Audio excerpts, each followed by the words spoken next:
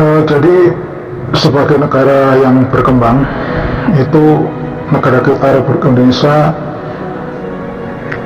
juga punya cukup banyak utang.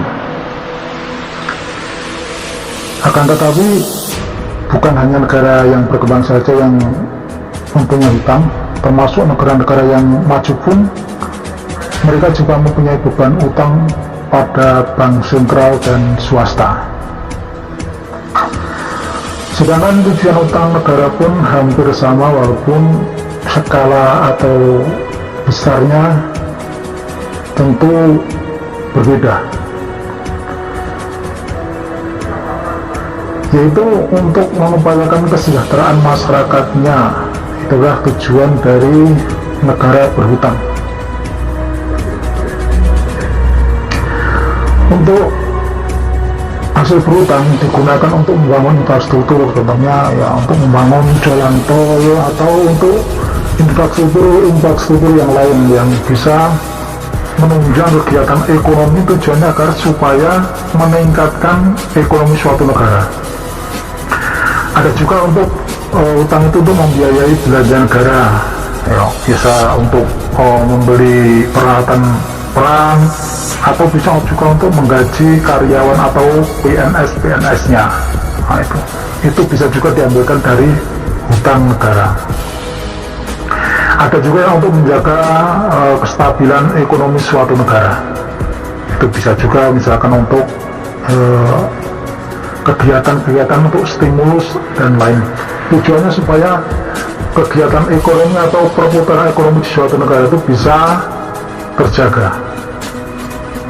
Nah, selanjutnya rekan-rekan semua, saya juga akan menyampaikan untuk Anda bahwa utang negara kita, sekedar informasi untuk kalian semua, bahwa pada bulan Februari tahun 2022 Indonesia telah mencatat utang sebanyak 7.000 triliun, dan dana ribuan triliun tersebut sangat banyak, karena biasanya kita hanya memikirkan uang yang atau pinjaman dengan skala kecil, mulai dari jutaan atau miliaran. Tetapi kalau negara itu adalah hitungannya triliunan. Bahkan saya sebutkan tadi bahwa pada bulan Februari tahun ini, yaitu tahun 2022, Indonesia sudah mencapai hutang sebanyak 7.000 triliun rupiah. Uang tersebut digunakan untuk menutupi kekurangan saat negara tidak cukup mendapatkan penghasilan, karena negara tidak selalu memperoleh penghasilan banyak. Nah, itu tadi, seringkali belanja atau pengeluarannya itu pun kadang lebih banyak daripada sebelum-sebelumnya. Kebanyakan negara Indonesia itu berutang kepada negara-negara yang biasanya sebagai sahabat, yaitu seperti Amerika, Australia, Jepang, Perancis, dan ada lagi Cina. Ada juga pinjaman dari organisasi internasional seperti ADB, IBRD, dan IDA. Tak ketinggalan pula pinjaman itu dari Bank Sentral dari Amerika atau Fed, atau Bank Sentral dari Hong Kong, hingga organisasi internasional seperti IMF. Nah, lalu utang Indonesia yang paling banyak itu ke negara mana saja? Nah, ternyata negara yang paling banyak diutang Indonesia adalah negara Amerika Serikat, yaitu satu-satu negara yang paling banyak dihutangi oleh atau paling banyak memberikan pinjaman kepada Indonesia. Dalam periode waktu tertentu, utang Indonesia juga pernah bergerak dinamis atau stabil. Tapi kadang juga adanya sesuatu peristiwa, utang Indonesia kadang juga ada turun naiknya. Nah, seperti pada tahun ini saja, ya, tahun 2022, Indonesia sempat beberapa kali mengalami penurunan dan kenaikan hutang. Jadi kadang kita bisa bayar banyak, tapi kadang juga bisa hutang lagi, banyak lagi, nah seperti itu. Nah, dalam kesempatan ini saya akan menyampaikan ini, tapi dalam jumlah atau dalam US dollar, yaitu pada tahun 2022 sampai bulan September. Pertama yaitu pada bulan Januari 2022, itu Januari tahun 2022, utang Indonesia sebesar 4.000, ini dalam US ya, dalam US dollar. Pada bulan Januari 2022 itu ada 414,6 miliar US dollar. Terus pada bulan Februari naik lagi menjadi 417,4 miliar US dollar.